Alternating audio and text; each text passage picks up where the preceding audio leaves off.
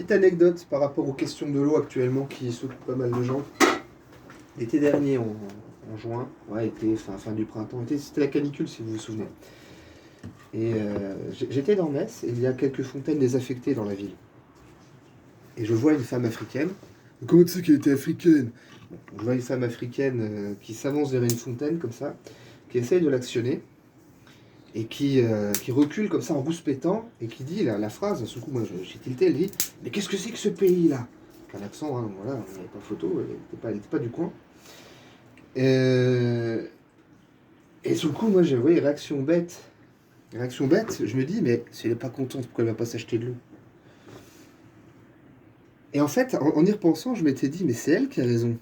Qu'est-ce que c'est que ce pays? On est élevé, on est éduqué dans l'idée que si nous voulons de l'eau, il faut forcément passer par une régie privée, il faut forcément passer par un truc payant, il faut forcément passer par un service qui n'est plus dépendant de l'État, qui n'est plus un service public. Alors on me dira, oui, mais l'entretien des fontaines, ça prend de l'argent public, rien n'est gratuit, blablabla. Mais bien regardez, cette personne-là vient d'un pays où manifestement ils arrivent à mettre en place ce genre de service. C'est donc que c'est possible. Et je doute que pour une ville de plusieurs milliers d'habitants, l'entretien de quelques fontaines et d'un petit réseau pour les alimenter soit quelque chose de nature à ruiner les caisses. Hein. Donc on arrête un peu de se chercher des excuses.